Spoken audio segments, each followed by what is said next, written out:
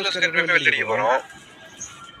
அடுத்ததா 3 அடி நீளத்துக்கு 2 ஸ்கொயர் ஃபீட் எடுத்துருக்கேன். அதுல ஒரு ஸ்கொயர் ஃபீட் எடுத்துறதா ஜுவல் அடிக்க போறோம். அதே போல இன்னொரு ஸ்கொயர் ஃபீட் அந்த சைடுல ஜுவல் அடிக்க போறோம். நம்ம இந்த மாதிரி ஸ்கொயர் ஃபீட் வச்சு வெல்ட் அடிக்கணும் தகர கரெக்டான பொசிஷன்ல இல்ல அப்படிங்கிறது தெரியுது. இந்த இடத்துல பாத்தீங்கன்னா தெரியும் அந்த தகர ஸ்கொயர் ஃபீட் தந்தவே கிடையாது.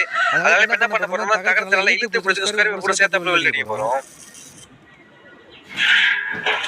இப்ப இந்த பக்கெட்ல இந்த பக்கெட் வந்து தரைக்கு வந்து போகும். பட் நம்ம இப்படியே விட்டுட்டோம்னா கீழே கிழிக்கும்போது தகர வெளிய வாய்ப்பு இருக்கு. அதனால இந்த இருப்பு கொஞ்சம் நேரமா ஜுவல் அடிச்சுக்கிடுவோம்.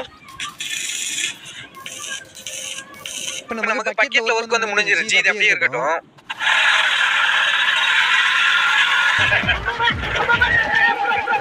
இப்ப நம்ம ரெடி பண்ண பக்கெட்ட நம்ம எடுத்து எக்ஸல் பைக்ல வந்து அசெம்பிள் பண்ண போறோம். பட் இந்த நெல் வைக்கோல் வந்து எக்ஸல் பைக் வந்து ஓகே. கொஞ்சம் ஹார்டான மண்ணெல்லாம் தள்ள போறீங்கன்னா பெரிய பைக் யூஸ் பண்றது நல்லது. இப்ப ஃபர்ஸ்ட் வண்டியோட பேக் ஃபுட்ரேஸ்ல இருந்து ஃப்ரண்ட் வரைக்கும் அளக்கிறேன். ஒரு 5 அடி நீளம் வந்து வருது. இதே அளவு நீளத்துல 1.5 ஸ்கொயர் ஃபீட் 2 பீஸ் கட் பண்ணி எடுத்துக்கிடுவோம்.